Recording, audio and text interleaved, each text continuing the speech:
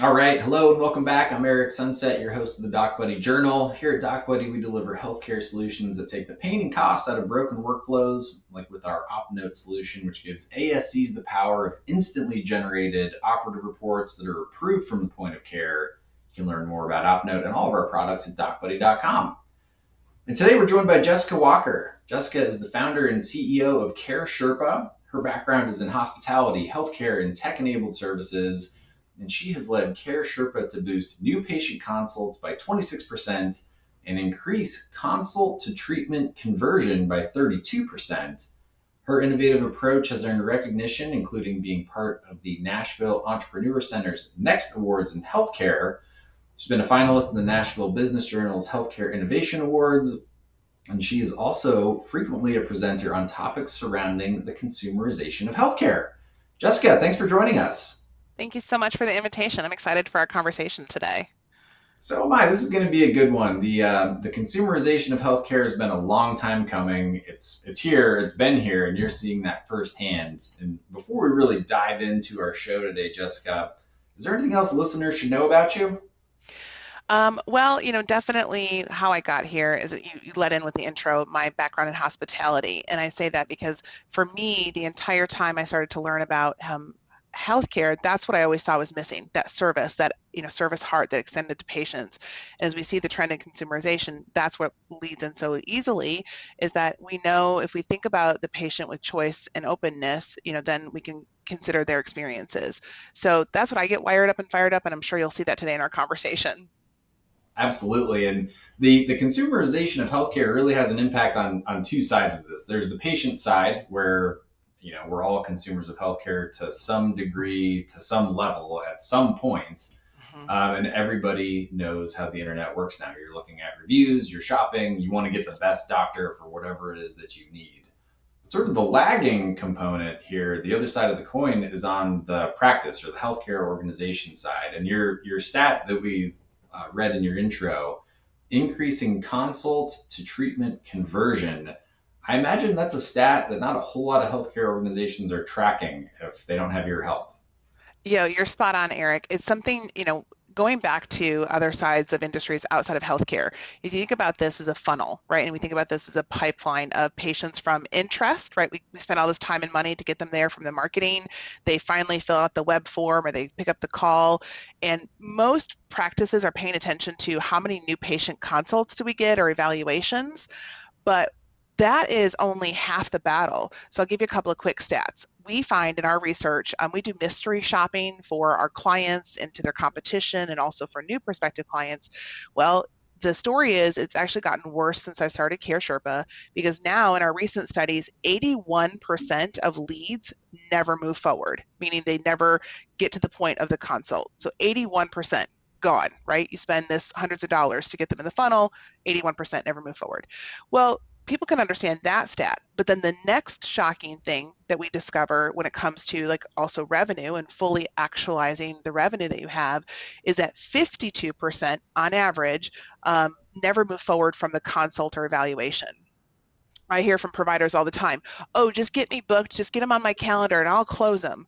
We find that that doesn't is not the case, right? There's something that happens in that room where either the patient isn't sold on the procedure or the provider, or frankly, we actually find fear is a big delay factor, right?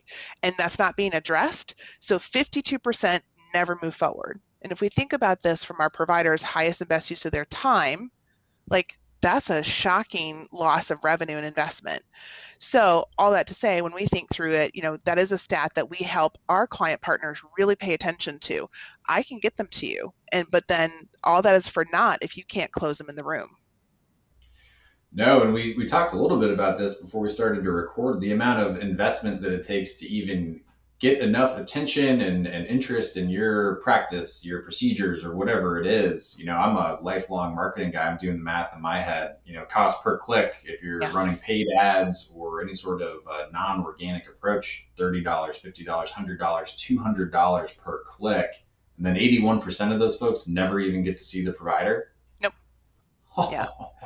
So And I'll tell you why. So what we find, and I just yesterday I did a mystery shop for a prospective client. Now this is a really good story, but what we find is that if a consumer, a patient as a consumer, you get them there, right? We get them to the click, we get them to the website, they fill out the web form, they pick up the call.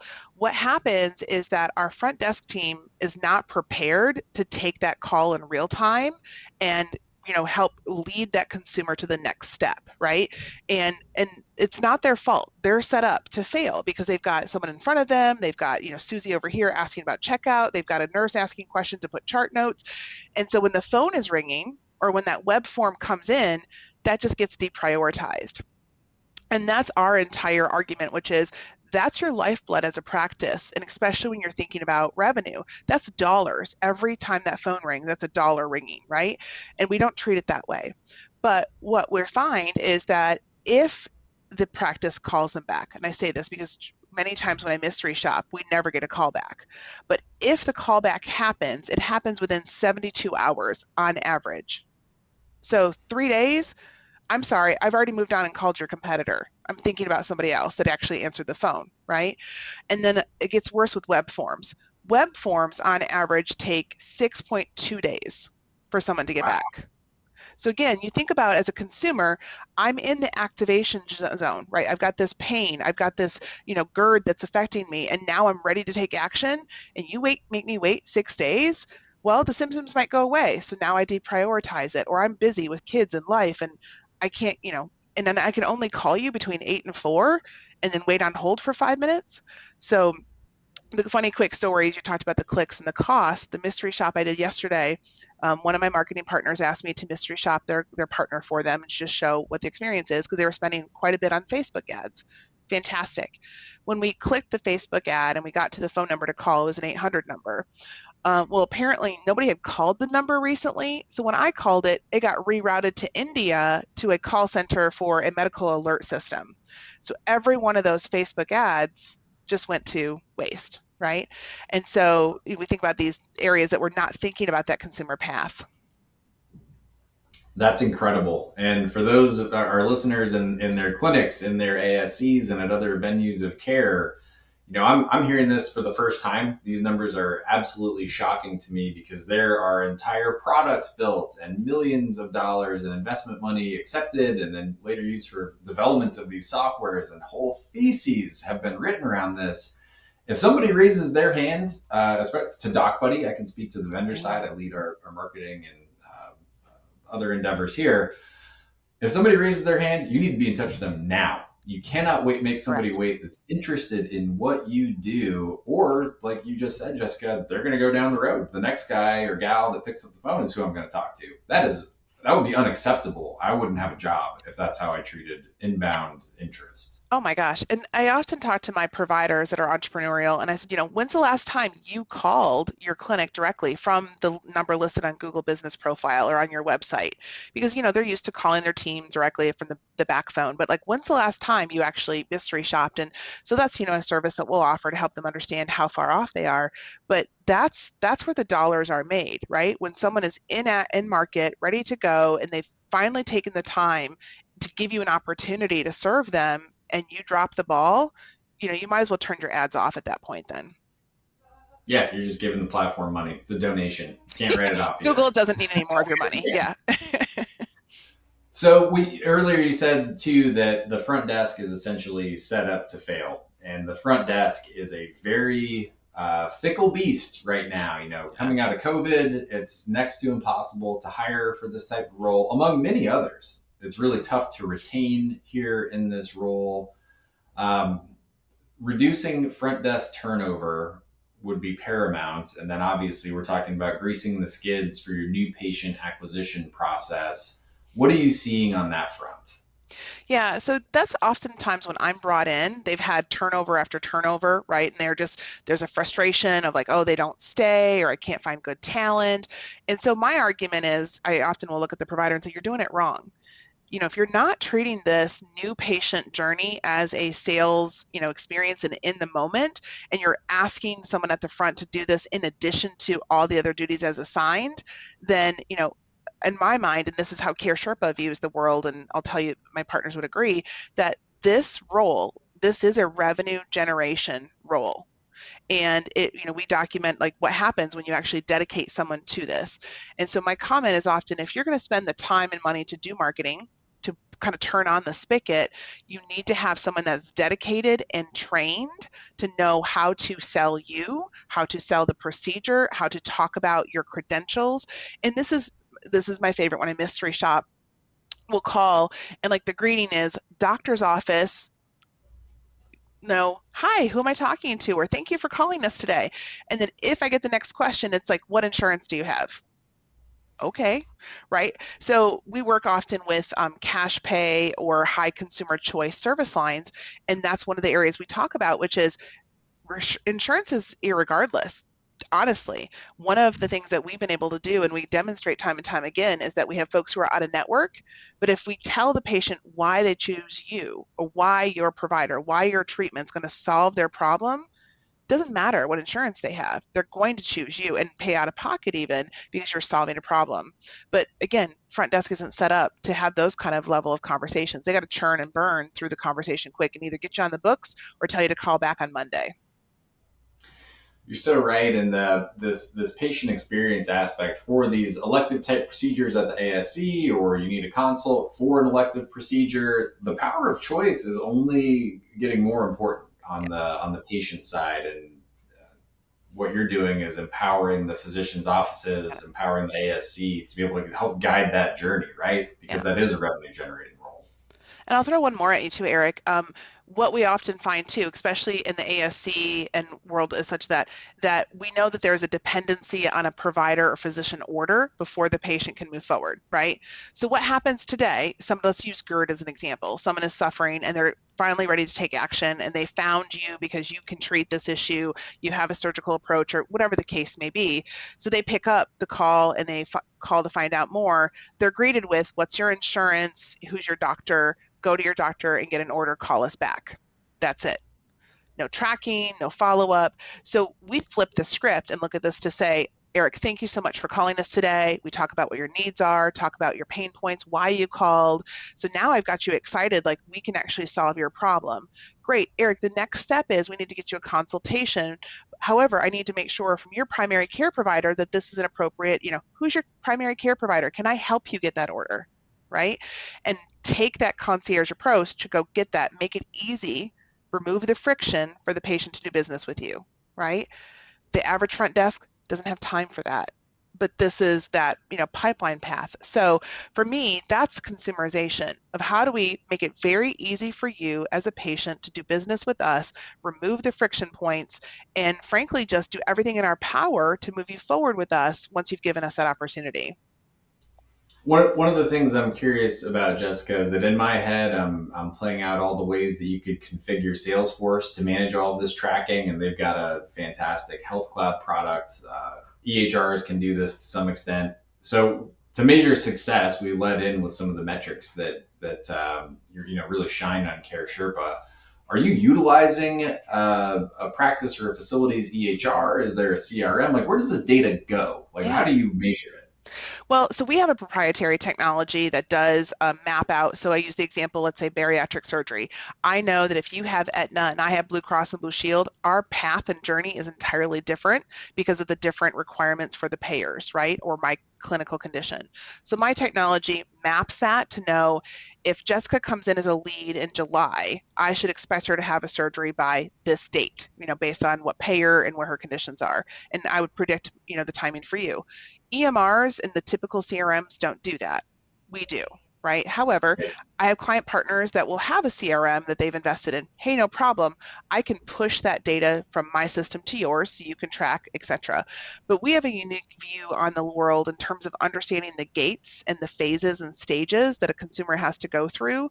And then every time they pass through a gate, we score or predict how likely are they to move forward. So we can do some revenue prediction, right? But all that to say, we very much operate as an extension of the clinic team. So we are in the EMR. And if we can't integrate with the CRM, my team is in the client partner CRM, making sure that all the data is in sync. And so that way, whatever tools they have, However, I find our reporting is way more in depth. Let's use the example of, we know that you came in from the Facebook ad with the picture of the kids. I came in from the Google keyword, tied to this specific keyword. We track that all the way through the journey and go back to the marketing partners and say, hey, that Facebook ad with the kids outperformed the Google keyword 6 to 1. Should we spend more in that category, right? And give you that hard data. So it's that combination of how we track it with our partners, where we feed it into. But for the providers, ultimately, it's making sure that it's frictionless for them, that they're operating in the systems they're already used to. That's fantastic. That is really, really cool. That's meaningful technology for practices and for facilities. There's a lot of software that gets used, and sometimes there's not a lot of software that gets used in healthcare organizations. And, I'd go back to early 2010s, late 2000s with meaningful use. Like, okay, Yes, the common refrain was there's nothing meaningful about it. It was meaningless exactly. use. What I heard from my clients, my providers at the time. But that's business transformative, and we didn't talk about this beforehand. I'm very interested to hear more about how the software helps drive outcomes for Yeah. healthcare workers. That's really cool. Well, and I'd say that, Eric, it's a combination of the software and also we help our client partners think differently about how they're managing the patient journey. So I'll give you an example. So throughout the conversation, our Sherpas get to know you. They know that, hey, you're a busy professional, you've got 2 kids, and this knee pain you've been suffering with, and now it's getting in the way of you having, your weekly basketball game, and then now you're worried not being able to take the vacation with the kids next year. Right? So now you're finally ready to address knee pain, right? Great. And then while we're talking, we also find out more information about you, like why did you choose our provider? Who was the patient that referred you? What's that word of mouth, et cetera, so forth. So when we get you to that appointment, what happens is our providers have a briefing sheet that they can scan about you before they walk in the room. So they know, hey, Jessica told me, Eric, that you've got 2 kids and you got a trip coming up to Disneyland next year. That's fantastic. So there is this personalization and familiarity, but that's the part that we retrain our providers to think about that conversation differently, right? Where it's not just what's your medical history, how long you've been suffering, but like let's kick off with the mindset of how do I align to you? And I use the words better close you in the room. Because as a provider, but the highest and best use of my time is that I understand your needs, I understand your concerns, and then I can explicitly overcome those objections while we're having the conversation. And again, that's different than let me tell you clinically how I'm going to address your knee. Yeah, yeah, absolutely. And I don't want anybody listening to think that we lost sight of the point of medicine, which is to treat patients. But it 100%. has to be regarded in this view as well, especially when you're talking about elective procedures, things somebody doesn't have to do, let Yes. alone have to do with you as the provider. Maybe I didn't like your bedside manner, or maybe you didn't tell me why I really needed it. Yeah. And I'll throw another stat at you, Eric, too, that we track because this is important and relative to the velocity of the pipeline. On average, we shrink a patient from consult to procedure table by 33 days. And we believe that a big part of that is helping you hit the nail on the head. Patients delay if they don't have to do it, right? And so they need a compelling reason, they need a motivation. And using an example of the person with knee pain, right? If it's episodic and the pain goes away, and then they're afraid of surgery, if we haven't addressed that ahead of time and tell them why they should do it proactively while they're feeling better before it gets worse, right? Those are the things that are those subtle parts of the way that you handle the consumer journey that helps folks who are clinically eligible. We're not selling people on procedures they don't need, right? They're clinically eligible. Let's help them move forward and get the care that they want in a timely fashion. Sure. Yeah. I mean, just we're talking about essentially a sales process. You don't Yep. win them all, and Yep. if it's not good timing for a procedure today, maybe it'll be better timing in 6 months for whatever Yeah. reason. And And sometimes in that's healthcare, like the sales word, I'm glad you said that because I often try to be hesitant about it. People are like, oh, it's a dirty word in healthcare, but it is. There's no money, there's no mission, right? So if we can't get the revenue in and stay profitable and stay open and grow the practice, we can't support other patients as well. And so I do unabashedly say this is a sales process. And if you're not treating it that way, guess what? Your competitors are. And we're seeing that not just your next door neighbor competitors, we're seeing patients travel all over the country. I have a provider in Dallas. We get patients all over the country that come to him right? Through word of mouth, through great marketing, and we get them to get on a plane and come pay cash when they had a great provider right in their market. But it's because of how we handle the sales process. Yeah, and I mean, sales has had kind of a not so positive connotation through time. I think of Glengarry Glen Ross. Coffee is for closers. You're in the boiler room. There are still those that operate, in that framework today, and they don't have a lot of clients. They don't have a lot of Got it. success. Consumerization of all things. We're talking about consumerization of healthcare, but the average consumer will not put up with that. No. We need to shed that connotation. That is not how the world operates anymore. With Miller Hyman and spin selling, which that even at face value, spin selling sounds like it might be a really bad use of the word sales, but it's an understanding of Yeah. needs and how can I help you Yeah. address your needs. So really empower your providers and your staff so that sales is not a bad word. Sales is No. what makes the world go round. Right. Everybody's in sales or you're in denial. And bringing it full circle to our conversation earlier around front desk being set up to fail, right? If you look at the average front desk job description, there is no component in there of sales. There's no component in there about accountability for helping patients move forward, get on the books, and that sort of a thing. And then we're shocked when they come in, and then we expect them to be salespeople on the phone with none of that verification that that's the job they wanted.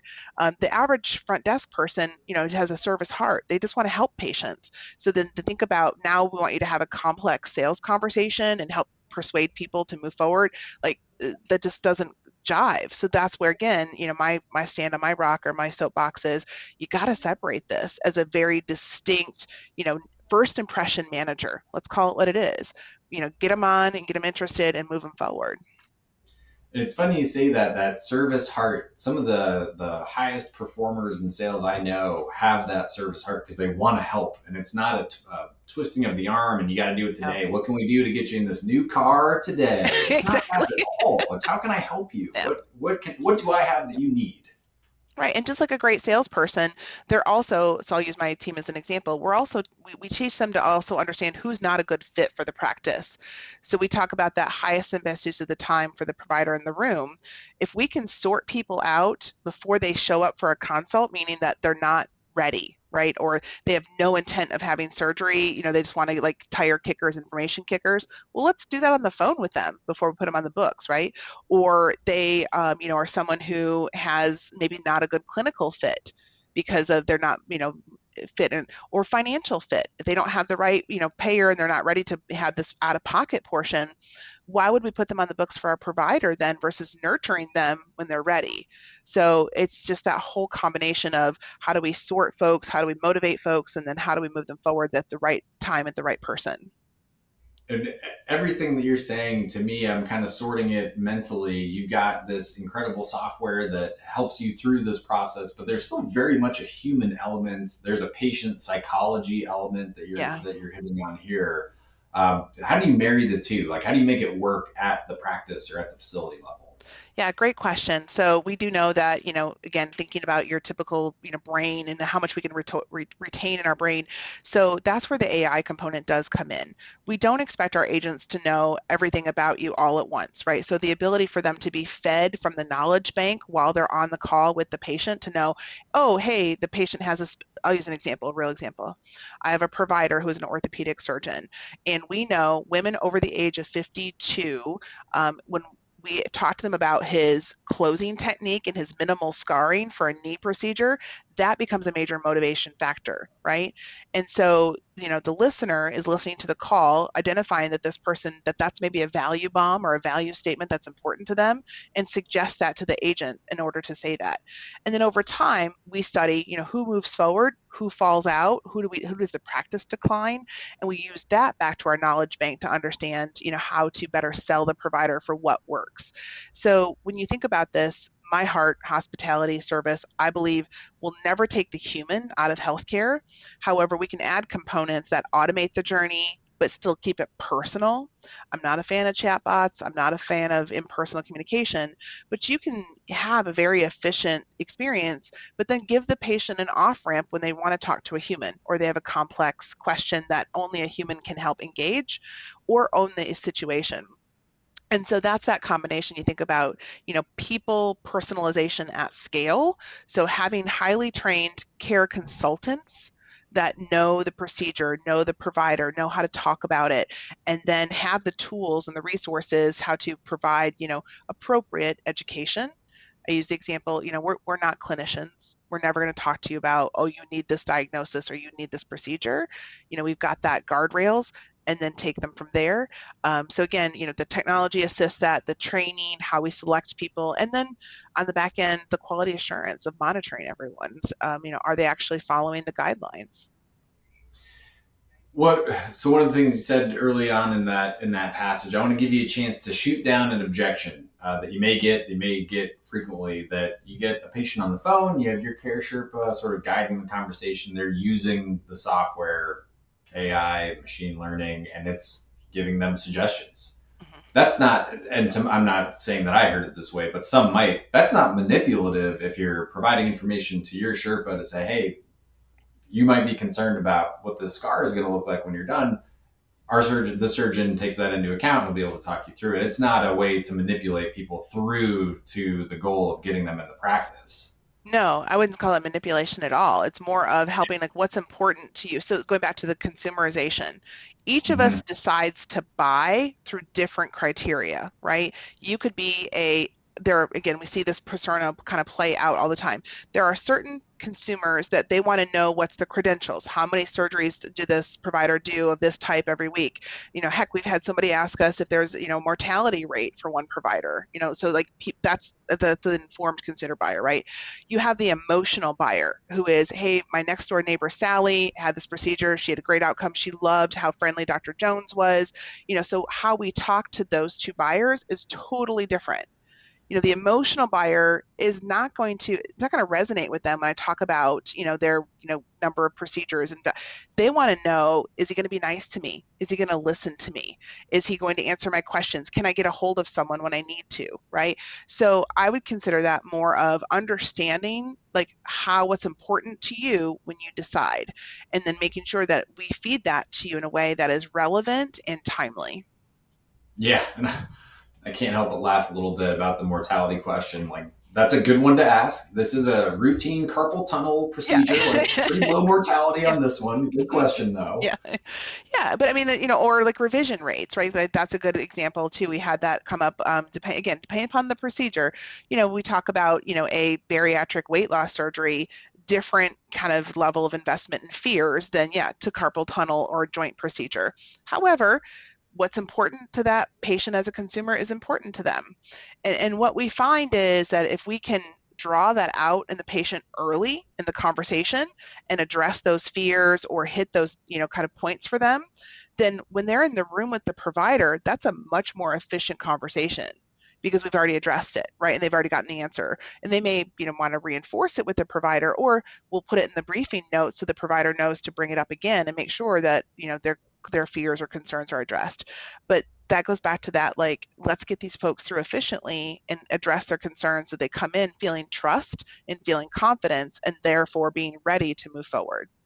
Yeah, getting patients what they need. And I would imagine that as you're talking to your physician owners, as you're talking to administrators, as you're talking to that front desk staff, this has got to be a totally new mindset. How is it received across those different levels?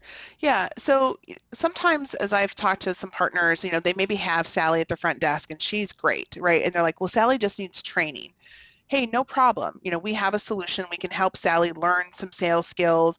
And if you'd like ongoing quality assurance of Sally's performance, we can talk to you about that. We can offer that up as well. Because we understand, that maybe some providers aren't ready for an outsourced partner like a Care Sherpa. So we offer these different things. But those who have, we talked at the earlier part of the show, they've had constant turnover. They recognize that, hey, this really does need to be a specialty kind of role. And I really want the data and everything around it, those are our partners that is a good fit for our full solution. And so for us, we look for readiness. Are you ready for a more innovative approach? Are you ready to like I said to you earlier, the success is not just how the phone call happens, but also what happens in the room. So is the provider ready to start thinking about, having a different kind of conversation in the room? And so we'll find, what the right solution is to help them solve their revenue leakage problem. But for me, my core is like, we're, very much, we're not here to be disruptive to your day-to-day operations. Your staff should feel relief because the phones are quieter. They should feel relief because, they're not having to feel like they're failing by not getting to that web form in a timely fashion. So that's usually what it feels like when you kind of hand over the keys and have us as a partner. But we'll work with a partner, and just even it could be baby steps, like I mentioned, helping them, just think about better ways of handling the calls or tracking the calls, whatever that looks like. That's really interesting because across the board in healthcare, everybody needs to do more with less than they've ever had. And the classic healthcare fix is just throw money at it. Hire me another FTE. Hire me Yep. three more. You Right. can't Give me get another them. technology solution. Let me just buy another silver bullet solution that's not going to really solve my problems. No, and it's the main problem is I need, as the provider, as the surgeon, I need more I need more patients to treat and more procedures scheduled so that I can help people. That's what they Yeah. exist to do at the end of the day. Yeah, and we have always been a remote team, and that's one of them that I like to say, like, let us handle everything remotely, because then your on-site team members that are there can be present in the moment with the patient in front of them, and that's what you want. That's great customer service, right? It doesn't feel good for the person in front of you to say, wait a minute, hold on while I answer this call. And none of that's being served well. And so it's like you can delineate and separate out this very important role, keep it pristine, allow that to work, and then dedicate on just keeping the pipeline flowing. Yeah, and it works the other end too for the patient on the phone. You hear, as you said earlier, doctor's office, please hold, and then you hear the Yep, Muzak for yep, 10 minutes. You're like, I yep. guess I'll call back tomorrow. I don't know. I'll give you another quick fun fact in terms of, because again, I'm a data geek, I'm a data girl. We track everything to nuance. So just by a quick guess, Eric, how long do you think is the average hold time when we do a mystery shop of elective medical practices? It's got to be at least 7 minutes. Yeah, so it is around 8.3 minutes. And Oh wow. so, yeah, and so in that time, we keep the clock ticking. Even if they answer and say, oh, who are you holding for? And they put you back on hold, you still haven't served that patient, right?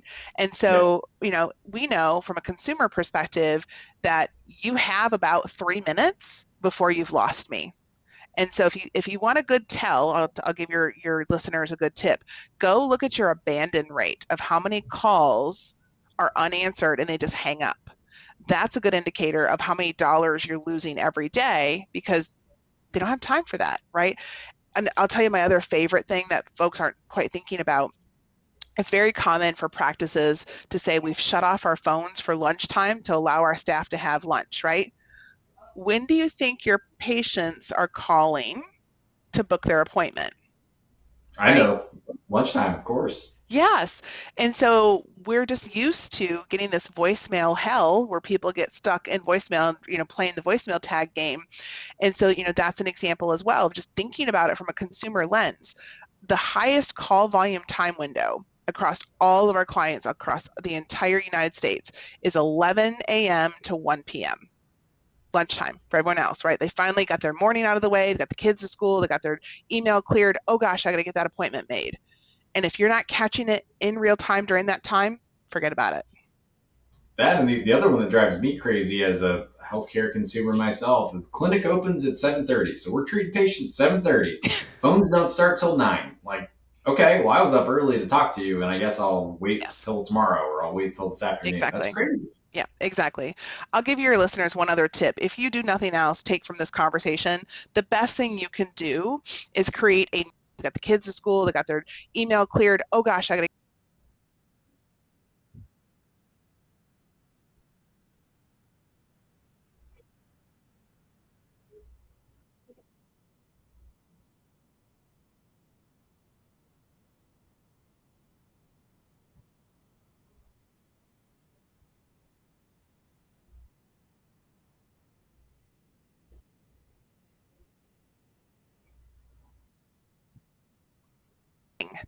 and it rings to, 3 different team members' phones. So they know this ringtone is a new patient.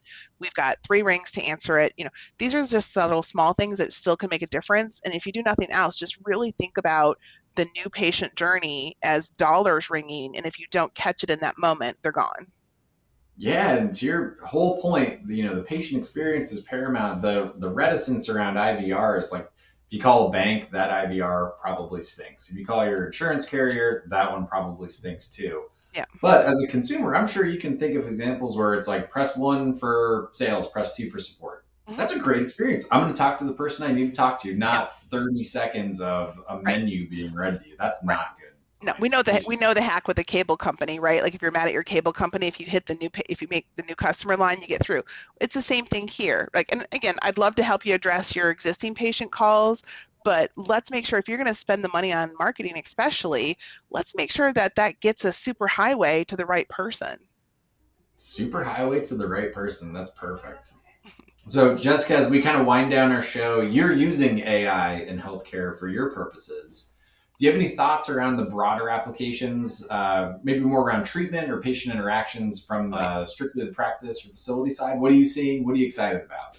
Yeah, and again, my mindset being the consumer, right? And so we are currently studying what are those right touch points along that post consult to procedure journey that helps the patient get more prepared, more educated, more ready to go. So subtle things such as we know about 48 hours before, verifying with the patient as a consumer, like, do you have your house ready? Do you have someone there to take care of your kids, walk your dog? Like just having that prompt proactively, that subtle thing makes such a difference in their clinical outcome, right? And then their recovery and whatnot. So we're looking at that at each individual procedure type and treatment type to look at where are those right ways to support the consumer at the right time. Um, and then, we can talk about the creepy future of AI where people are doing like voice augmentation to you don't realize you're talking to someone in India. I don't want to go there because that's just not where we stand. But, you're looking at ways to, again, how do I, whether it's the tone of the agent, whether it's the pace of their conversation, how do you help someone? And I also don't want to neglect, younger folks maybe are also used to self-checkout in grocery stores. And there are certain consumers that are like, this is my provider. I'm getting this treatment. I don't need to talk to a human. So give me the super highway to digitally engage. And so helping, we're looking at how do we identify those consumers earlier and grease the skids for them. Yeah. So in my mind, it is like, how do you address, and elevate the experience, whatever that experience path may be. So that's the future for as we're kind of the purview that we're thinking about. Yeah, that's really well put, really well thought out. What we're seeing on the Doc Buddy side is that there's a lot of great uses for AI, and there's even some things that you're doing where you don't need AI at all. You've Yep. got either a different digital workflow or some process that you jam AI into it for what? Let's complicate Yep. this and make it a level of review that somebody before didn't have and now has to do. For So risk. it's Yeah. exciting. Yeah, or Yeah. risk exactly. That's got our eyes on Washington there. We'll see what happens. And I'll tell you what, one thing that I'm working with another partner on, and I'll throw one more stat at you before we close. We have seen consistently that, again, because this is the way we've always done business, a lot of practices always they don't think about the person before the process. So oftentimes when we start with a new client, we discover that they're losing around 20 to 30% of their new patients, like getting them to the consult because of the whole paperwork issue. So they're putting the process of paperwork in front of the person. And so we work with our partners to alleviate that. And so we're also looking at ways that, hey, in the conversation, I've already discovered some of your medical history. I've already discovered some of your details. Pre-fill out that paperwork and give the patient, it's easier for someone to edit something than it is for them to create, but give them a digital solution. By all means, dear God, let's eliminate clipboards, right? Of like, I got to fill it out every time. So, these are the other things that how do we, because I look at it from the revenue loss. Now you've got 30% that you cancel their appointment because they didn't fill out their paperwork in time. No. So is it really necessary? How can we change that experience to help the patient have a better outcome as well as the provider maximize their revenue? I can't help myself. And if that patient that you cancel on because they didn't do their paperwork right, that one out of the 30%, and that's a marketing derived acquisition of a new patient, that's just money you're throwing away. Yep. That's Yep. gone. All right, Total one more quick donation. stat. Only 10% of those patients ever rebook. So that's how drastic this is. So if you look at that, like even in, that's even if you nurture them and you try to recover them, 10% on average will rebook once they cancel. So again, you've just put process in front of people in front of revenue. So is this a sleeping giant? This is not an area of medicine that I was all that familiar with before speaking with you. Is this plaguing all practices and all facilities across the country and they don't even know it? Like, is Oh, that how you see this 100%. problem? I 100% do. And I'm getting to the point where it's like, again, if I mystery shop you and certain indicators are tells that I can probably predict without even going through your entire journey where you're losing revenue. And I think that going back to our earlier partner conversation, because we're not tracking it, no one's looking at the EMRs don't track that pre-patient journey. And so it doesn't Wow. tell me where we lose people, right? So I can't learn from that. I use the example paperwork. We look at this to say, okay, we fought hard to get that person here, and now you're going to cancel an appointment and not get them in because of the paperwork. Oh, forget that noise. So that's my, of course, right? That's my business. That's why I'm passionate about it. But I do believe, again, I go back to outside of industry expertise. That's the part that we're missing in healthcare is really thinking about those friction points and asking ourselves, is that necessary if we want to be competitive and if we want to offer a true consumer elevated experience that maximizes revenue? We got to look at it differently. So I'll continue to televangelize this, get on my soapbox, and appreciate you, Eric, give me an opportunity to share it today because I do think that this is the next phase of how do we make healthcare smarter. Yeah, stay on that soapbox. No need to step down. Definitely not on my account. That was fantastic. And as we wrap up here, Jessica, how can listeners connect with you? Can they find you on social media? What's your website? Where can people get to you? Yeah, so by all means, check us out at caresherpa.com. I'm rather active on LinkedIn. You can find me under Jessica Walker at Care Sherpa on LinkedIn. Or, definitely reach out to me directly if I can answer any questions, or happy to share our benchmarks when it comes to if you want to evaluate your performance of what we see. My email is jessica at caresherpa.com. Easy enough. And of course, we will have all of those links in the show notes. Jessica, thanks so much for the time and energy. This was great. I appreciate it too. A great cup of coffee on the morning. Thanks so much, Eric. My pleasure. And on behalf of the entire Doc Buddy team, we want to thank you for listening. Be sure you're subscribed on Apple Pods, Spotify, and YouTube so you always get the newest episodes of the show. Until next time, I'm your host, Eric. We'll talk soon.